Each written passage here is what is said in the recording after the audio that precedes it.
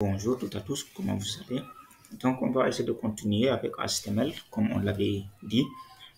Et j'avais fait dans la précédente vidéo la définition des différents éditeurs de tests ainsi que des logiciels de Microsoft, etc. Donc, aujourd'hui, on va essayer de continuer avec HTML. Donc, rappelez-vous que HTML est d'abord langage de balisage utilisé pour la création de pages web, notamment de définir les liens hypertextes. Et pour faire des codes HTML, PHP, JavaScript, je l'avais aussi dit, on avait besoin des éditeurs de test, tout comme Sublime, Visual Studio, Notepad, tous, ce sont des éditeurs de test génériques codés en langage C, Python, HTML, bon, JavaScript, PHP, etc. Donc, pour ne pas trop aller en longueur, je vais d'abord vous montrer comment d'abord télécharger d'abord et installer Sublime Text parce que moi, c'est ce que j'ai ici avec moi. Alors, j'ai des éditeurs comme Sublime, Notepad, etc. Mais j'utilise le plus souvent l'éditeur euh, Sublime Text. Donc, je vais d'abord vous montrer téléchargement, comment ça marche et comment installer le logiciel ou bien l'éditeur Sublime Text. Alors, pour ne pas aller à longueur, vous venez juste dans Google Chrome, vous cliquez ici par exemple Sublime Text Download, Sublime Text Download, très bien. Ok, vous mettez entrée ou bien vous recherchez. Alors, une fois ici, vous avez vu ici Sublime Text, Download Sublime Text. Donc, vous cliquez là-bas, vous cliquez là-bas, vous cliquez là-bas. Ok, ok, vous avez vu, ça vous propose beaucoup de possibilités, mais vous prenez ici Windows 64 bits. Si vous êtes en 64 bits, bien sûr. Si vous êtes en version portable, vous cliquez ici, portable version, ou bien si vous êtes en 63 bits, vous venez ici, vous cliquez, ou bien ici même, avant de mettre download, vous prenez 32 bits. Ce sont les trois possibilités. Ici, ou bien si vous êtes sous Linux, vous cliquez aussi ici, parce que ici c'est Linux. Ok, là, moi je clique ici. Alors là, ça commence à se télécharger. Donc c'est comme ça que ça passe. Je vais moi annuler parce que j'en ai déjà. Ok. Après, une fois fini, vous revenez ici. Vous revenez ici, par exemple. Vous revenez ici. Après, vous verrez ça dans le téléchargement en haut. Moi, j'en ai ici. Donc, pour télécharger et installer ça, vous avez déjà téléchargé ça bien comme ça. Regardez cette app qui est là. Vous double-cliquez ici. Vous double-cliquez. Vous double-cliquez. Vous double-cliquez.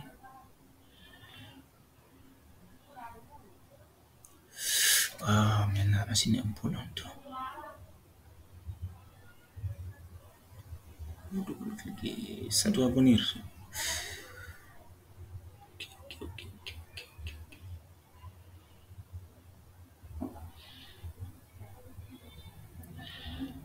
Vous double-cliquez. Ah, mais c'est lent. C'est lent. Ok. Donc, ça vient ainsi. Voulez-vous autoriser cette application à apporter des modifications à votre appareil? Ok. Là, vous mettez oui. Ok. Vous mettez oui. Vous mettez oui. Ça doit partir. Vous mettez oui. Ok.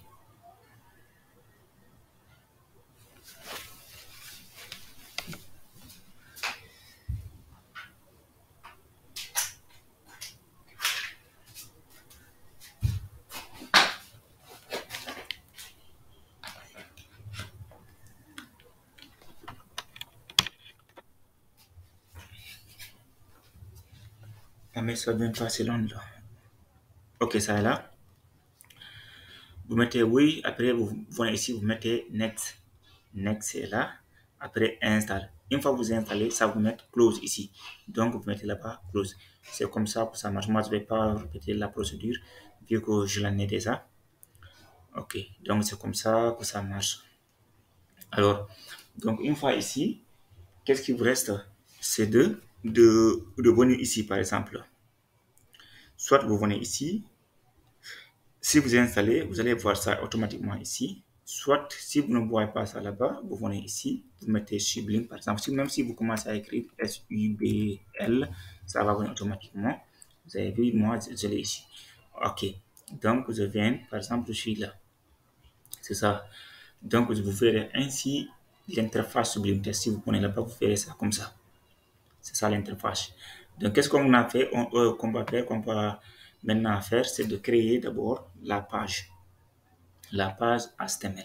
Et où est-ce qu'on va créer la page? C'est dans Sublime. Mais créer ici la page, ça va me demander, par exemple, si je viens ici, New File, nouveau fichier. J'ai créé mon nouveau fichier, mais là, je ne peux absolument rien faire. Absolument rien. Tout ce que vous devez faire ici, c'est du blabla. Tout ce que je vais faire, c'est ça sera du blabla. Alors, donc, je vais effacer parce que ça ne sera pas du code HTML ou bien du code PHP, etc. Ce que je vais faire, c'est d'enregistrer. J'ai deux possibilités. Soit je l'enregistre, je mets Save As. Une fois que je clique ici, j'ai mon fichier qui est là. Donc, où est-ce que je vais enregistrer le fichier? Je mets Save As. OK. Première possibilité, je mets par exemple dans mon bureau. Je mets, par exemple, GH, GH. N'oubliez pas HTML, HTML, parce que nous sommes dans le dans HTML. Je mets comme ça. Donc, j'ai ch.html. Donc, j'ai fini avec ça. Et si je reviens ici, je vais voir gh.html.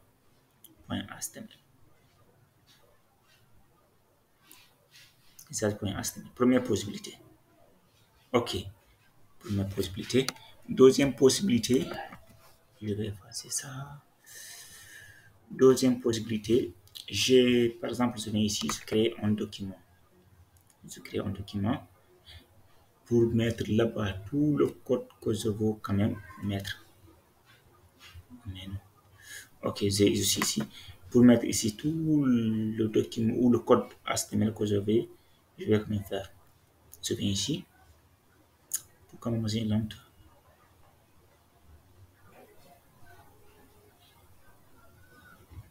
Oh my god, ok. Je rends ça. Par exemple, je mets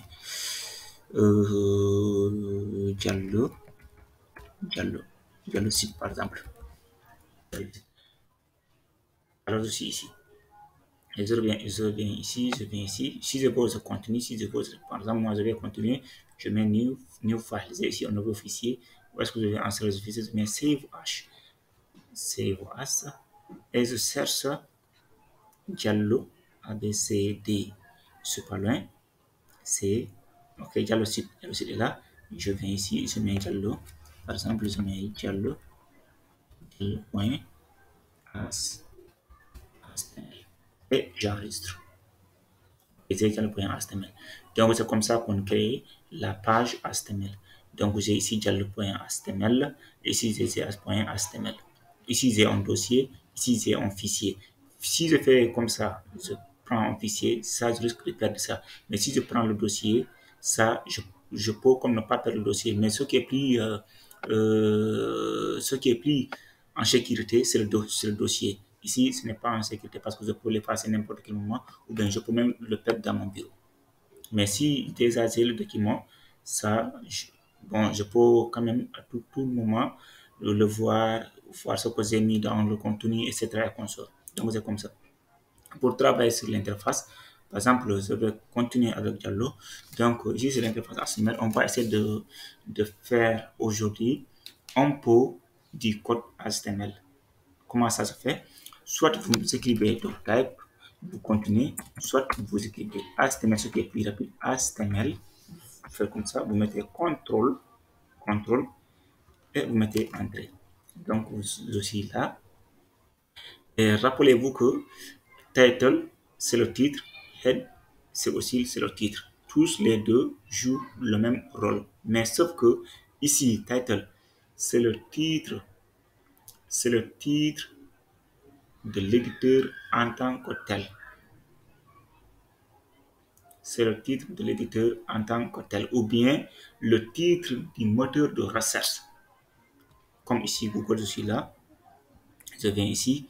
Donc, si je mets ici, par exemple, title, donc, tout ce que je vais écrire restera ici.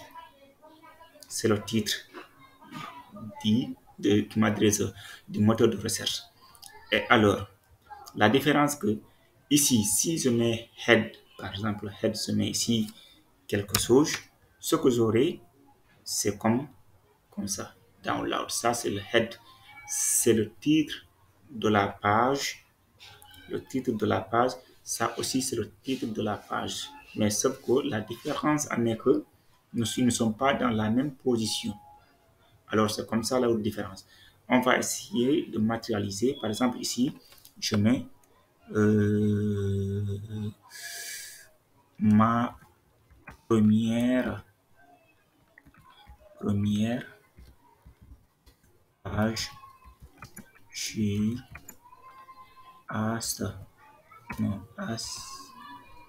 HTML. Je mets CTRL S et si je viens ici, ça c'est diallo.html. Et si je viens ici, je viens dans le dossier diallo.html. Dans le dossier diallo.html. Ok, je suis ici. Et si je double-clique, je double-clique.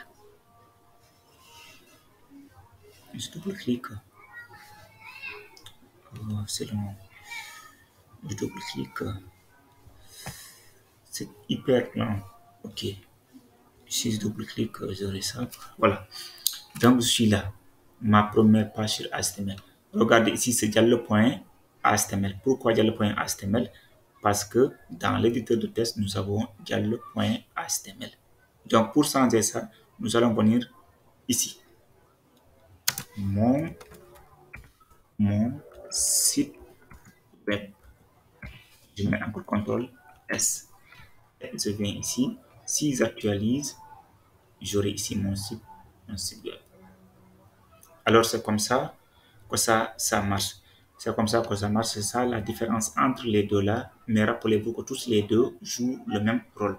Ici, c'est le body, c'est le corps du message ou bien c'est le corps du travail en tant que tel. Et dans cette partie, il y a autant de balises. C'est-à-dire il y a beaucoup de balises à écrire. Il y a beaucoup de balises à maîtriser pour pouvoir faire quand même et maîtriser l'interface body. Alors, je vous remercie. N'hésitez pas à liker et à aimer, abonner, activer la cloche de notification pour quand même m'encourager beaucoup plus. Voilà, je fais des efforts pour vous donner du savoir gratuitement. Donc, vous aussi, je vous suggère, ou bien je vous supplie quand même de me donner du courage en vous abonnant, en m'envoyant des messages, en activant aussi la cloche de notification. Merci beaucoup. À la prochaine.